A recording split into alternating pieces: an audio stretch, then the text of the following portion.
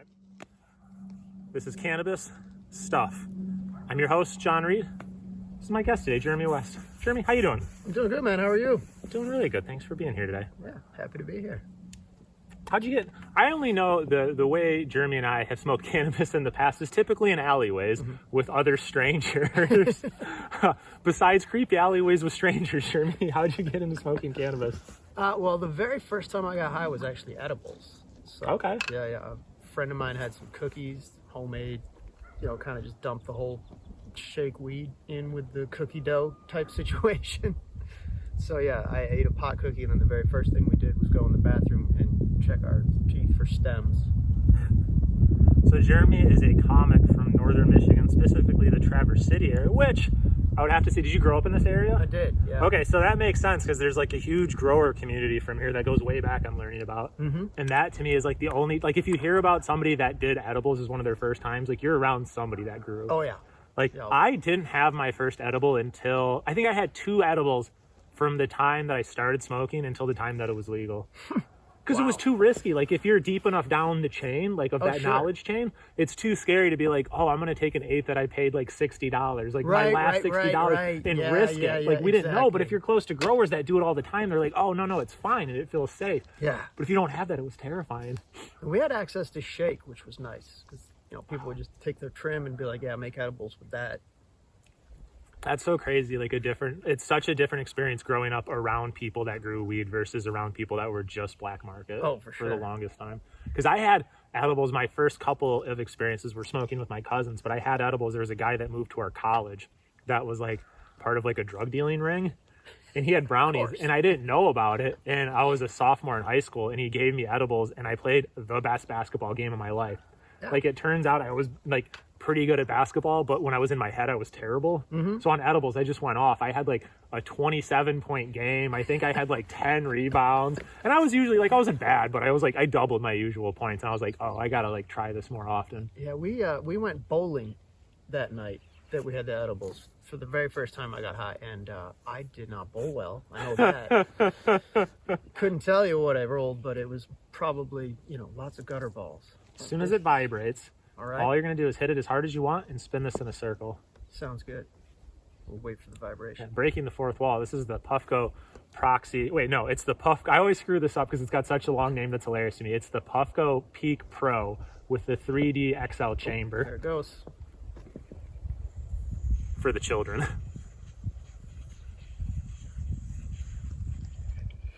Woo!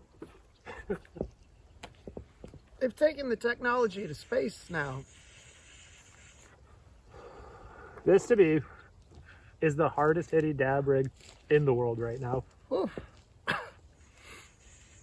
mean, that was pleasant. Seemed like a lot, but it didn't feel... those torch rigs sometimes, somebody doesn't know what they're doing and they just light that thing up glowing hot. Yeehaw. I always thought that I was good at temperature. I'm like, no, I'm good. Like with the torch. Like I know, people like put their hand. Have you ever done that trick? You put your hand over no. So that's what like, as I was coming up in Oregon, I actually made an app because I had a friend who he would time how long he had the torch on, and then he would set another timer for how long it like cooled down. But for him to do a dab, it would take like 5 minutes for like the setup. So like if you were hanging out at a party, it was literally like him running the dab rig full time just to get people dabbed. Yeah, right. And they had to heat it all the way up to red hot because they needed a consistent thing that they could see so that it could cool down from that. And I was like, well, like, what if you like, very efficient. Oh my God, it was insane to me. So like, I would never time it or anything. I would always do the hand trick. So you'd hold your hand over the back and like feel like a consistent temperature. Okay. And like, you could get close, but like you'd get smoked now and again, you know, sure. like, and then as soon as I got my first puff call, I was like, oh, I've always been so far off on temperature. Like the temperature change you can do is crazy. Yeah, but then for the longest time, the bowls were super small on these. So this one's like, if you would have seen like the other one's like a third of this height. So this one's like laughably huge. Like you can just dump buckets into it. Yeah. Very cool. I love it. I'm so happy with it. It's another thing I don't need to spend money on, but I'm going to think about it. Oh, and I always said like for the longest time, I loved having a Puffco because it made my dabs smaller. Like you could only do such a size dab in it. And I was like, oh, it's awesome. So that way when I hang out with like my cousin or somebody who has a glass rig, I can take a bigger dab. but now I have like the biggest dab rig in the world, so like everything else is a letdown. Like no matter where else you go and like wherever else you dab with, like if they have a Puffco Pro but they don't have the 3D XL chamber, it's just like, oh, it's terrible. It's blowing my tolerance to nothing. So you got into it in edibles. Yep. When did you start smoking? I'm trying to think. It was probably shortly after that time. I got my very first roommate, and then he knew somebody who grew like really good weed. Okay. And it just kind of started showing up at the house and started like, hey, what is that? Let me take a hit. And I don't know, that was maybe 2 months of that, and then after that I was starting to budget for weed. You know, I mean, back then it was, $400 an ounce. Oh my god. Yeah. Dude, that's bad. Because I was wondering if the prices, what was like an eighth around here? If you could find the really, really good stuff, an eighth would be like $50-$60. Okay. Because yeah, up in Marquette, where I went to college, because that's when I first started like really buying it, was in college. Like when I was growing up, I would get it from my cousin, and that was just like, right, whatever. But yeah, it was like $60 an eighth, and in Marquette, like it didn't really matter the quality. It was always $60. So it was just like you would call people in order of like you'd have like 4 guys that were all selling it for $60 an eighth, but you knew like one guy had good weed, and there was like a line, and you would just work your way down the line until somebody had it, and you'd be like, ah, dang it. Well, I went to culinary school initially, so okay, that's kind of you get into the restaurant business, you're going to be around degenerates. Yeah, that's just how it is, and that's how it was. That's how I started smoking cigarettes, was at a bakery. Yeah, same. That was at the homestead. I was a weed dealer up in Marquette, and my guy ran out for a minute. Yeah. So like you're going out like on the cigarette breaks, so I was like, nobody had weed, so I was like, all right, I guess I'm smoking cigarettes now. Yeah. That's hilarious. I remember one time my friends got me like, one of those cheap PVC bongs you used to be able to buy. Oh yeah, like yeah, like the colorful ones. Yeah. It was bright blue. They got it for me for my birthday, but nobody could get a hold of any weed. But we were all rolling our own cigarettes at the time. Put a little cigarette in there? Why not? Throw some tobacco in the bong. Pretty sure we all got cancer that night. Dude, me and my brother were European. We actually always put tobacco in our bong, like a little bit of it. Oh, yeah. Yeah, it was always like a 10% mixture because I loved it and I still to this day, I love blunts the most because I think that the tobacco counteracts the worst part of weed. For me, if I get way too high, I get a little sleepy. But if I mix even the smallest amount of nicotine, like I just keep going all the time. Yeah, I agree actually. And then if I just smoke cigarettes, I feel like my stomach hurts a little bit and I'm a little bouncy. Yep. And weed just smooths that. So they're like best friends that like take care of each other's bad parts. They really are. Yeah. They really are. I was in a band briefly with a dude who had spent like 3-4 years in Europe. Just one of these like really out there, like very in touch with himself kind of guys. But he introduced me to spliffs. So he would always hand roll his cigarettes, and tobacco and weed. And I really enjoyed that. In Marquette for a really long time. Our producer is outrageous right now. He thinks he's hilarious. He's not. We're just going to cut that part out. He doesn't know that we have a camera facing his direction. We're going to put that on the internet and on OnlyFans. Yeah. At least now we know we need a camera facing the other direction. Oh, we have one. The box is a camera. It's always recording. It's how I keep the van safe. Now I want to know how long he was like that. All night, probably. When I was in Northern, there was a time where the town went dry for weed for a really long time. Oh, yeah. Shout out to our past guest, Sean Jacobs. But all we could get a hold of was hash. Oh, my goodness. And it was like hash for, I want to be dramatic. I want to say it was like 6 months. It was probably only like a couple of weeks. But yeah, in my head. But it was fun because I lived maybe like a half a mile behind the art building. Okay. And I would roll these cigarettes up before I would go, and the first 2/3 would have hash mixed in. Yep. And when I got only cigarette hits, I knew I was done. And I would like time them, and I would roll them perfectly. And as I was skating, like right as I was like getting up to the sidewalk, they would just be nicotine. I would take a couple hits, put it away in the thing, and I would go to art class. And I felt so cool. It seems like the right way to do it. Yeah, it was nice. Oh man, yeah. Culinary school was. I remember one kid. I probably shouldn't tell his name. It was the first time I'd ever seen somebody with like a oney box, Oh yeah. And it was just like on smoke break in culinary school. And it was super illegal back in 2005. So. Yeah. I think like medical was kind of a thing, but not really. But it was like back in like, cause I graduated. high school in 2006, and medical was like a year or two. It was getting started like right around then, but I remember it was still getting busted around then. Oh yeah. Like it was still to the point where they're like, we don't give a shit.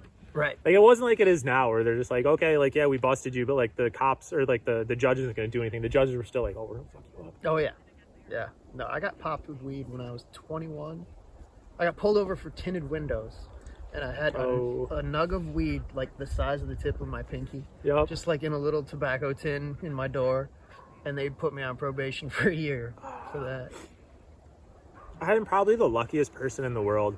I got pulled over so many times when like I didn't have weed because like I wanted it but nobody had it. Right. And then like when I had weed there was like no cops for some reason. It was like I was always like dodging bullets somehow.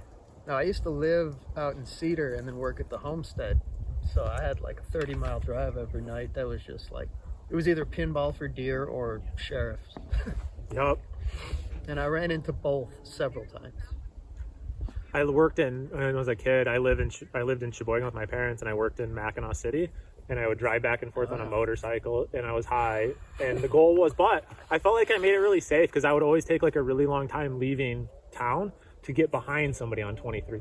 So I would always drive like, you know, a respectable distance, a safe distance, but I was always like in my head, like they were like the front of the snowplow to like hit deer. And yeah, right. One time a deer did get smoked, and I was like super high, and I was like, I'm never not doing this. Like, I was like, am I wasting my time? And the first summer I did it, like probably near the end of the summer. Yeah.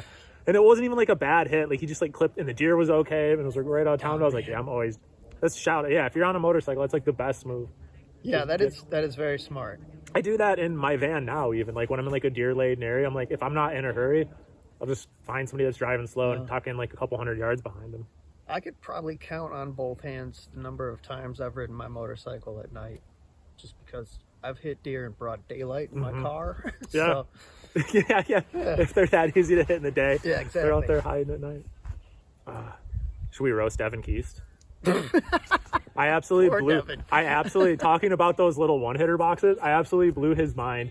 He had a one-hitter, I think it was like a glass pipe. I don't remember exactly what it was, but he had it in a mason jar with his weed all together with the lighter. And I was like, that is so gross. You can't have like the utensil you're smoking out of and the weed together. So I got a one-hitter box, and he's like, dude, you changed my life. And I was like, I love you so much. You're so like, he's like a little baby deer when it comes to weed, you know? Yeah, it's so funny. I kind of, I guess, assume that people that move to New York are just more experienced with like drugs and stuff. Yeah, but no, I think it really comes from like who you hung out with in high school and college. Sure. Because like I had a friend when I was in Portland, he got into weed in his 30s because he had gotten cancer. Oh wow, yeah. And it was fascinating seeing all the things. Like I was like in my early 20s. I just graduated college and moved out there, and like he was like hitting the whole bowl at once. Like, you know how you're supposed to corner it? Yeah. But he had all these like uncouth things that like he didn't know because he didn't have anybody to like watch. He had to like he was just figuring out on his own. It's like, oh, it's so, you can really tell if you pay attention like how somebody got into the game based on their like little habits and like what they do. It's fascinating. The weed kid. Yeah, I've never really been to New York as a weed smoker, so I'm not sure. All I hear is like horror stories about how expensive wax is out there. Huh? Like it's like $90 a gram. That's ridiculous. Oh, I can't imagine. Like, so this stuff, shout out Archive. If you guys ever want to sponsor the show, hit me up. This is they do, so All's Well in Traverse City, their in-house brand Archive does a 7 gram, they call it the limit rosin bucket for $89. Wow. To me, for like a daily smoke, it absolutely cannot be beat. That sounds fantastic. I'm definitely gonna have to check that out. Yeah, even the cheaper. I was talking to a guy, shout out Kevin Mendes, lots of shout outs today.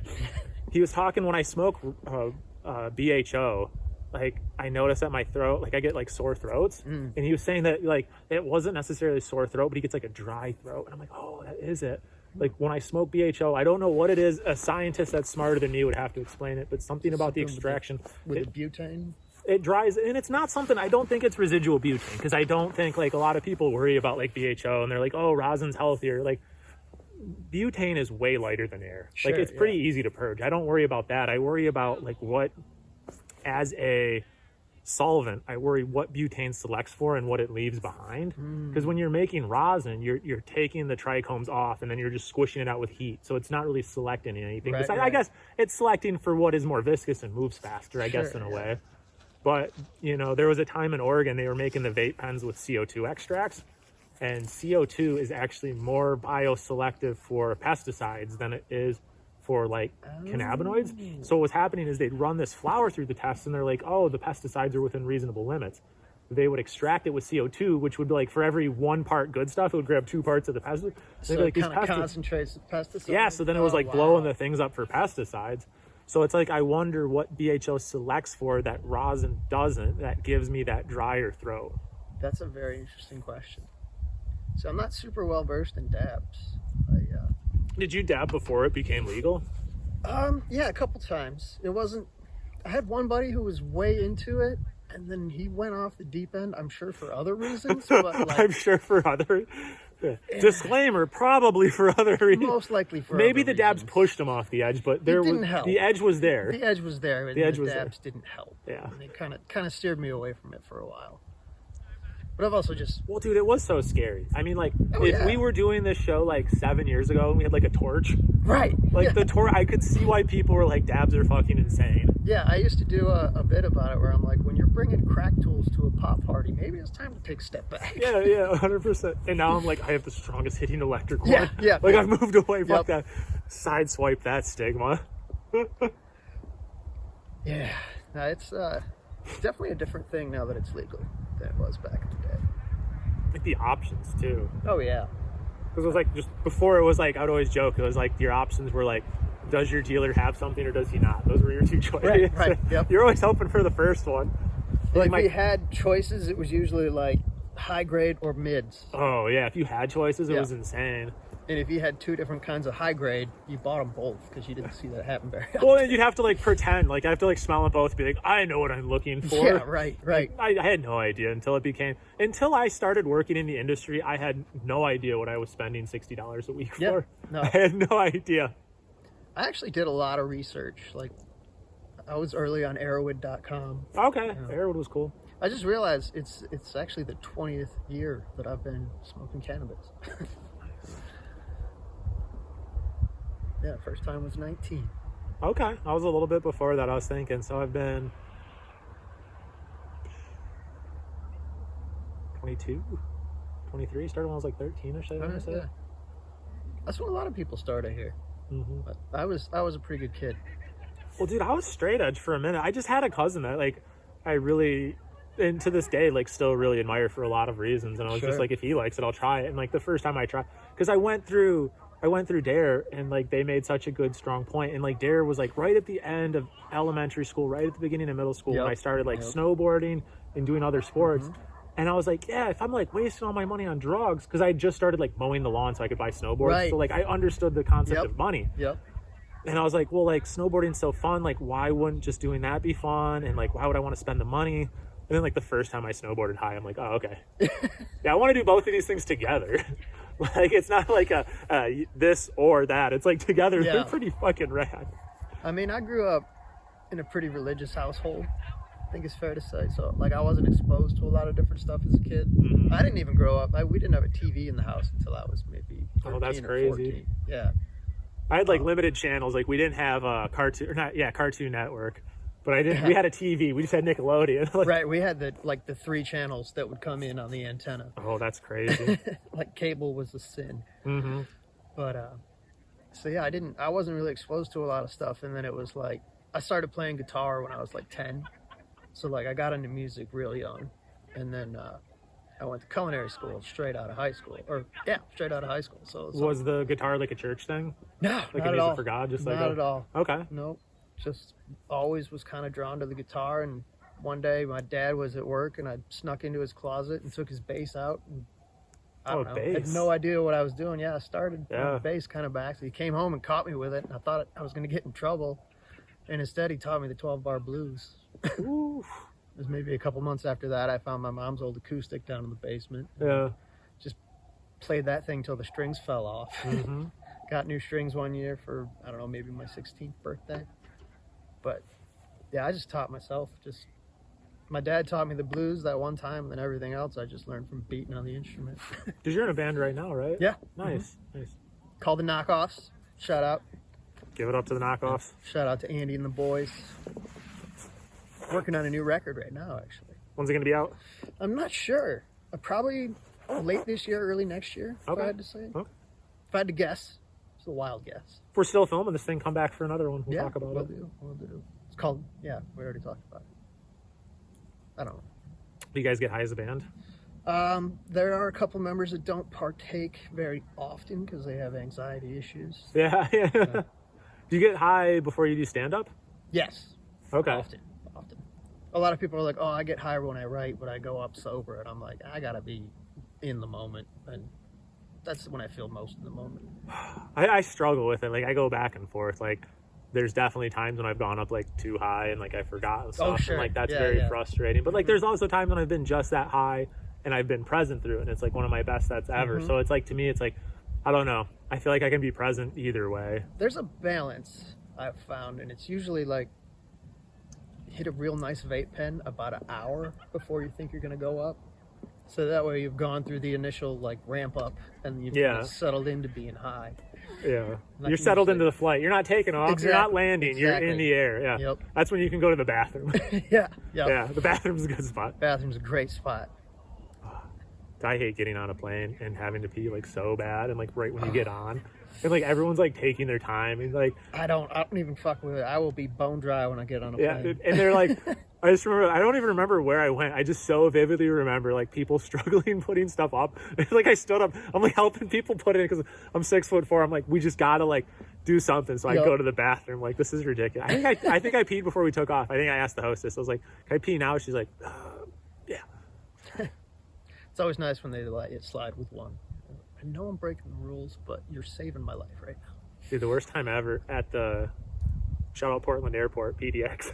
I got so high on edibles one time before I was leaving. I used to fly. I worked in ergonomics for a while, and I had to go to Vegas all the time. It was like there's ergonomics expos there all the time. Okay. So I was flying there like twice a year for that. What is ergonomics? Ergonomics, it's the devil industry. Oh, okay. So ergonomics, the way I was working on, I worked for a company that was like helping office workers. Like, how can you be more comfortable like working on a computer? I gotcha. So it's like a lot of companies focus on like, you know, like making you sit at like 90. A lot of American companies are like focused on like 90 degrees and like back and neck support. I worked for a more progressive company that was all about like movement. Like, how can you move throughout the day and it makes you feel better? But like at the end of the day, the reason I got out of that industry is like I was designing and supporting a company that was like, how can we make people be chained to their computers more? And I was like, instead of like, cause like what I came to after like 4 years in that industry is like the way to like feel better from being on a computer all day is like not being on a computer all day. Get outside, man. It was like at the end of the day, I was like, chop some wood. I was like, how can I make a ball and chain like padded and comfortable for the human ankle? And I was like, I'm killing people. That's actually how I got into cannabis. Like the industry in Oregon was just going recreational. And there was a dispensary that like 3 months before it went rec, I got hired on to, and I helped for med for 3 months as they got prepped for rec. Nice. But yeah, the company I was working for, I wish I could say that I quit and that I had like a plan to quit. I got fired because I was like so grumpy and obviously hated it that they were like, you got to get out of here. I was getting too confrontational, but yeah, then I went into weed. Yeah. Oh, that's so funny. Jeez, there's those damn cranes again. Oh my God. I wish I had a back facing camera. That's so cool. That one has such a chunk missing out of that right wing. I know. I don't know if John mentioned this, but we are in the wilds of Thompsonville right now. Yes. Thank you for hosting. This is a beautiful spot you got here. Thank you. I've been out here about 2.5 years now. Nice. Dig it. It's quiet. Oh, I feel like I kept coming back to something I was going to say. Like I was circling it. And no, I keep missing it. If I had it, I was going to say it. Those cranes were like very beautiful and just spaced me right out. You were talking about like you'd gotten into the cannabis industry. Oh, I was going to circle back, like talking about like getting high before like a show and stuff. Sure. Because it's also like part of it's like, if I have high tolerance, I can do everything high. Like I can go to work, no problem. I can drive, no problem. Yep. Lily, my girlfriend who knows all the comics, has only seen me with low tolerance like twice, and she thinks it's hilarious because like I get like way gigglier. She's like, "You are way too high." We took a trip to Austin, Texas this year. Okay. Yeah. And my tolerance was down just because like I was busy and didn't have time to smoke. Sure. But I took like I wanted to see they had THCA edibles. Oh yeah. Are you familiar with this? I've tried them. Yeah. Are you familiar with like how they became legal? Yeah, through the hemp bill, right? So I was actually working as a compliance officer in Oregon when the hemp bill came out, and the guy that was my contact in the government was like, you got to raise the red flag. Like, this is insane. And the way they passed the hemp bill, so when you grow a marijuana plant, a large portion of the cannabinoids are THCA, which is the acid form. That's why, like, if you just took a bud and you ate it, nothing happens. Right. You have to either bake it, which is decarbing it to make edibles, or you have to smoke it, which is lighting it, or dabbing, which is the heat to break that down. Right. So the way that the government, because they're the way I always the nice way to say it is that, like, it's asking somebody that's colorblind to be in charge of regulating color. It's not something they understand, so how can they write the rules correctly? And, dude, if you want to get conspiracy theory with me, All right. it's the Republicans. I do. So if you look back at, like, 2016, 2017, and 2018, right before the Farm Bill was passed and all this stuff went into, loads of Republicans got into hemp in a huge way. So loads of Republican senators who have left the Senate for this stuff are running these giant hemp farms. They get to cut all the rules that legalization passed. They don't have to do testing. They don't do whatever. And because the government said bioactive THC, their hemp is passing all the stuff just fine because it's not, they don't do the test. Like, so like in Oregon, when they test the plants under the regular market, they decarb it before they run the test, which is what they should have wrote into the hemp bills. But because those senators knew that, they wrote it in a way where they didn't have to decarb it so they could sneak their weed in. So now there's places like Texas where you can buy just regular weed. When somebody says THCA weed, that's just weed. That hasn't been decarbed. That's just fucking weed. That's what it is. Great. So anyway, I was down in Texas. I hadn't been smoking. I wanted to try it. And they had these bottles of 1,000 milligrams THCA for like $15 at these little weird dispensaries. So I just went to the fucking moon. And it was the first time Lily had seen me without tolerance. And she was like, "You are nuts right now." I was like giggling. You did the full 1,000? No, I did probably like 200. Like 200 for me is like an insane amount. Like I am just like loopy from 200. I don't get anything like 40 is a pretty good dose, and 200 is like I'm going to the fucking moon, and anything more to me is overkill. Interesting. But yeah, so we were driving back, and I was still driving fine, but like in Texas, they have all of like their main highways, and then you get off and you're on like a road that's right next to their highway until you can take a left. And I kept missing the left. I'd be like, okay, I'll get the next one. And then I would drive past, and we drove through like 8 lights that way. She's like, "You are nuts right now." And I've always described like when you're high, it's like a drunk driver will like drive off the road and like drive through a red light. Yep. Somebody's got this, I forget who it is, and shout out to whoever has this joke, but a stone driver will wait through like 8 red lights and be like, "Is that green enough? Is that the right shade of green for me to go?" I remember that joke. That's so good. I can't remember who does that. I know, I feel bad now. Well, shout out to you if you ever see this. Yeah, but it's so true. But yeah, so it's like, I don't know, I feel like the few times I've had a low tolerance, being too high has been a huge issue. But when I have a higher tolerance, it's just about like, can I be present or not? Yeah. I definitely have that issue. I get way more high when I'm not prepared because I'm nervous. I hate when I like being not prepared to go up makes me feel like, and when I say not prepared, like when I don't have new stuff. Oh yeah. And I don't need like, when I started in Portland before the pandemic, it was 3-minute sets. Right. And so now coming to Traverse City where it's like often 7, and if it's a late show, sometimes like I remember when Scott's like, "Do you have 12?" And I was like, if my girlfriend asked me if I had 12, I'd say yes, and I do my best, which is what I'm going to do for you, but I probably fucking don't. So it's like that, and then it's like, so now I've finally settled in this mindset where it's like I don't, it's unrealistic to come with 7 every week. Right. But I want to come with 1 new joke a week, and when I don't, it's often because like I was on YouTube or I was on something silly or I was wasting time. Because I don't believe like when somebody tells me like I don't have time to write or I don't have time to get in shape or I don't have time to eat healthy, I always hear like I don't prioritize eating healthy. I don't. And it feels so embarrassing to me to say like comedy is something that I'm pursuing, but then I didn't take it seriously that week. So I get embarrassed and I sit in my van and I do a bunch of dabs and I try to write, and then I get way too high and I get up on stage. And sometimes I get a little giggly. Yeah, I mean, there's no right way to do it. That's the thing about comedy. Yeah. And like, again, like the thing that I found out like in the last like 6 months is like you said, there's no right way as long as you're present. If you're present and with the audience, like that's the thing. Every set that I've ever had that's been okay, and every set that you guys have done that I've seen, that I've admired, is always because it's like, wow, they're so fucking in the moment. They're so present. They're like noticing things so quickly and so uninhibited. It's a gift too, man. It's like, it's never something I plan out. Like, I'm not a crowd work comic by any stretch, but like every now and again, there's just this magical thing that happens where the audience just knows exactly where you're going. And then sometimes the most fun thing to do is take them in the exact opposite direction. That's my favorite thing to do. It's just drive the whole train off a cliff. I'm pumped to get you and our producer Josh Paul back up to Sheboygan again. I run a monthly show in Sheboygan that's going great. Longest running show in Sheboygan, by the way. Yeah, shouts out. It's got a new format.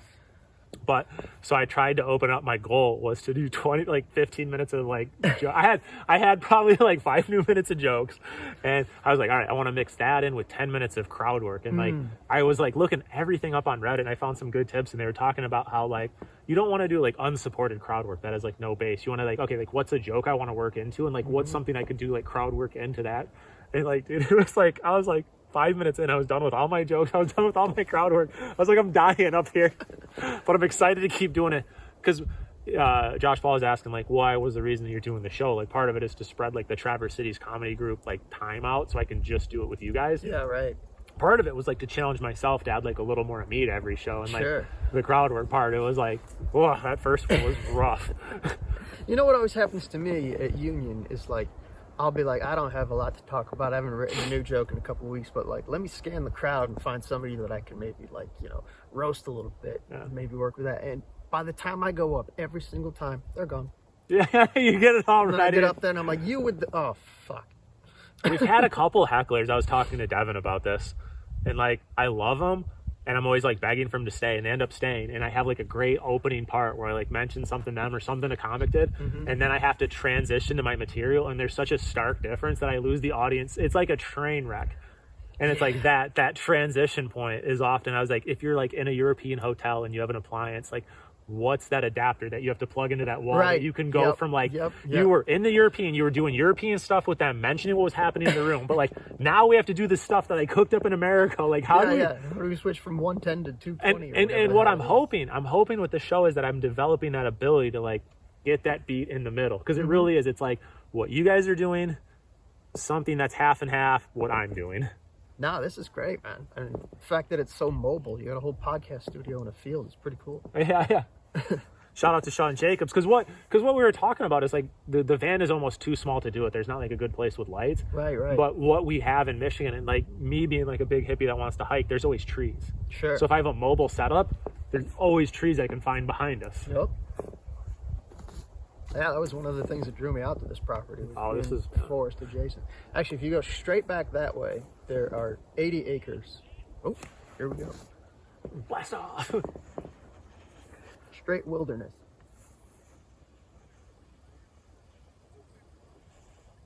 Do a double hit. Blow it out and then take one more. Yeah. Cannonball. You ever watch, God, what is that from? Is that Chappelle Show? No, it's, it's the golf one. Why can't I think about it? Happy Gilmore? Yeah, no, even older. Caddyshack. Yeah. Yes. Oh, yeah. It's the exhale that I want to cover up, too. Oh, my bad. Because I don't know. No, I had you covered up the whole time. I don't know if YouTube, I've heard that over the winter the rules change, but I've heard, like, it's not, like, you can, like, show, like, product and stuff. They don't want to see the actual act of smoking is what YouTube be. So my idea is right now is, like, so, like, the inhaling and exhale are covered up by the umbrella. Yeah. It's effective. Plus, we were looking at the film of the first one, and it just looked hilarious. I was laughing so hard. And there was a couple of them, like in the first one, like where we didn't cover it up all the way. So hopefully that doesn't become the most popular episode that's demonetized. I mean, you could always like go in and add something. Oh, that's a good idea. Yeah. I don't know. Because part of this too, like I'm just excited to learn. Like I haven't really had like a reason to learn how to like video edit. Okay. But I don't think it's that hard. Well, here's the thing. Like I don't think most things at like a basic level are that hard. Sure. So, and I think it would be interesting to learn because as I learn, like, I don't want to be a comedy producer, but I think producing my own show in a very small town has taught me a lot of things like that I do differently now as a comic. Sure. From seeing it from that side, like how can I like help them out and stuff like that. Well, that's one of the things that drives me a little bit bonkers when people, come in from out of town and they're like, "Oh, well, I used to do shows in New York and LA and we do things different out there." And I'm like, "Great. We've been doing it this way for 10 years out here and it's been fine." So yeah. Kind of don't care how they do it in California. Mm-hmm. And that's not to be rude. I hope you had a great time out there, but we do things the way we do things. Well, it's such a different audience here too. Like even Sheboygan from Traverse City. It's wild, You know? man. Even just going from down here in Benzie County to Traverse, it's just completely different people. Yep. Well, that's what, like, it's so interesting for me, like, starting in Portland. So I started in Portland, Oregon, which is, like, the most, like, not the most, but, like, close to, like, Seattle and Portland and, like, San Francisco, to me, are, like, the 3 most liberal cities in America. Educated hippies. Yeah. And then to come from that to, like, now I live, like, part-time in Sheboygan and part-time in Traverse City, so I get to see, like, very northern Michigan, and I've got a lot of family in Detroit, so I spend time down there. Oh, sure. Yeah. So it's just, like, so different. Oh, Michigan's just got wild swings in topography. Mm-hmm. You know, like some people hear Michigan, they think Flint, Detroit, they think Michigan's a shitty place, but like, I mean, the UP's, that's a whole different country compared to It's even crazy. the lower peninsula. I mean, it's just wild. It's kind of the reason I've never been able to leave. It's have you ever made it out to Oregon? I was there briefly when I came back from Alaska. Oregon to me is like upside down Michigan. Interesting. So like our major city in Michigan's down in Detroit, and then like all the wilderness is in the north. Oregon's the opposite. Like so Portland's up at the top of it, and then like as you drive down into like weed country, like 5 hours south of there, it's like this. It reminds me so much of this, but in the mountains. Sure. Yeah. So like we had our wholesale license when I worked in cannabis and the compliance guy. Our wholesale license was in Portland, and then we had 2 farms down in Williams. Which was like one of the most southern cities down there. So like I drive through it all and like see it, and it always was like, because you drove right through the 45th parallel too, because like Oregon and that are like right at the same place. Yeah, that makes a lot of sense. And it was so interesting. Like so I went up to school, like I was saying, in Marquette, and like hearing people like, oh, we moved up here because like we wanted to be quiet, and all like college people are moving up here and stuff like that. It's not as good. And then like in Oregon, it was like, oh, we moved down to Southern Oregon because it was like quiet, and now like weed people are moving in here. It's like no good anymore. And it was like, oh my God, I'm like in the upside down world. It's like all the same stuff. And then like now moving back, it's like all the same stuff again, but it's like because I did weed out in Oregon, and now like weed in Michigan's doing like all the same stuff. They're like doing like the race to the bottom, and everyone's like, I can't believe like prices are getting this low again. Like, what do you mean? Like everyone that started in Michigan, you know, there's like 4 other states that went legal that have all had these exact same problems. Yeah. No, I was wanting to get into the cannabis industry, but I saw how quick it exploded, and I was like, as big as this goes, it's gonna just do the exact opposite. Yeah, and like there's only like 2 ways to like, in my opinion, to like really do the industry. Like if you're in it touching weed, you have to be like in it early and like sell out, which a lot of people did like good. Or you have to have like a really good niche, like. You know, like Walmart's always going to sell cheap, gross food, but I think like Whole Foods did such a good job of explaining, like, you have to be an educator. If you want to sell weed and you don't want to be gross about it, you have to educate why good weed is better. Right. Like why, like, there's this super gross trend right now where people remediate weed before they go to testing so they don't have to mention it. So remediation, if your weed fails a test, there's ways to fix it. You can basically put it through a microwave, you can do an extraction, you can do all that, but it shows up on test results, and if you ask your bud tender, they'll have to look at the test result and tell you. So what a bunch of fucking companies started doing is instead of waiting until it failed tests, they just pre-remediate it. So it's almost like, think of like pasteurization for milk, you know, like how hippies want like unpasteurized milk. Right. Remediation, they can like put it through a microwave. Some companies will dip it in hydrogen peroxide. It lowers the quality. And my question is always like, if you went to a sandwich shop and they were like, hey, Jeremy, we're a sandwich shop, and we have a machine that removes 99.9% of the poop from the sandwich, would you say, wow, what an incredible machine? Or would you say, why is there shit in my fucking sandwich? So the thing for me, this whole remediation thing, it's because like these big grows popped up and they can't keep the bacteria and the mold and the fungus out of their rooms. So they're getting better and better at remediating. It's like, God, you're going the wrong way. Instead of getting better and better at removing the poop from your sandwich, get better and better about not pooping in your sandwich. You're supposed to make an exceptional product, not an acceptable product. Yes. But I think it mimics food so clearly, though, because like so much of like what people want is just like the bulk, fast and cheap. Yep, 100%. No, it's kind of a bad habit of a lot of Americans. It's just to want things fast and cheap and get what you pay for. Well, it's hard to have a bunch of vices in your life. It's hard to, because like we were talking at the weed shop, and it's like everyone was saying like, you know, I was eating hot dogs one day and they were making fun of me. They're like, oh, you talk such a snobbery about weed, but like you eat hot dogs. And I was like, first of all, I eat the healthy ones that are cured with celery salt and are just beef. But secondly, like you can't be like a snob. It's too expensive to be like a snob everywhere in your life. So like I prioritize like And I think especially like if you're smoking weed on the daily, you need to know who you're getting it from and what they've done to it, because your lungs are so sensitive. Like your stomach is like pretty well designed to like take weird stuff from the outside world. Right. Your lungs are pretty much like air is what I want, and that's about it. So you're forcing something weird into them. So I think it's pretty important to be like, let me make sure that like I vetted like what that weird stuff is. Yeah, for sure. Very important. I mean, I don't know. Dabs, man. My short-term memory is like, hey, you have a thought. No, you don't. Oh, I know. I know. The funnest thing, like, because I've been doing dabs for long enough now that like there's like a thing where people, when they smoke in like the van or come over to the apartment, like they usually leave something behind. I'm always on the lookout, like, what is this person going to try to like leave behind? Because dabs do wreck you. Travis McKenna, you know who Travis McKenna is? The name sounds familiar. He was like a big pioneer of like psychedelic drugs and like all that stuff. But he said one of his famous quotes about weed Terrence McKenna? Did I say, what did I say? Travis McKenna? I don't know what you said. Yeah, Terrence McKenna had one of his famous lines about weed. I'm going to have to look back and see what I said the first time.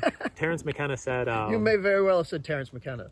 He said, weed is best to be enjoyed infrequently at the highest doses possible. I think he said something similar about mushrooms. Yeah, I bet. Yeah. But yeah, someday, the happiest I've ever been with my weed use when I lived in Portland, right when I started, because I did stand up for like 4 months before the pandemic. And right when I started, I was smoking 5 days a week. And it was only at nights. One day it was all day. Yeah. The other 4 it was just at nights. And then I took 2 days off. And dude, the highs that you would get when you would not smoke for like 2 days and you would come back and you didn't smoke all night. So it was like almost like 72 hours, and then you would dab. Dude, it was like taking mushrooms. Oh, dude, I remember like being a kid, like an 8 would last me months. Yeah. You just be doing little one-hitters of it and going to the fucking moon. Yep. Now it's, I don't like to think about it. I haven't taken a day off in quite some time. Oh, I know, yeah. Yep. Well, for me, it's just like I'm such a dopamine chaser.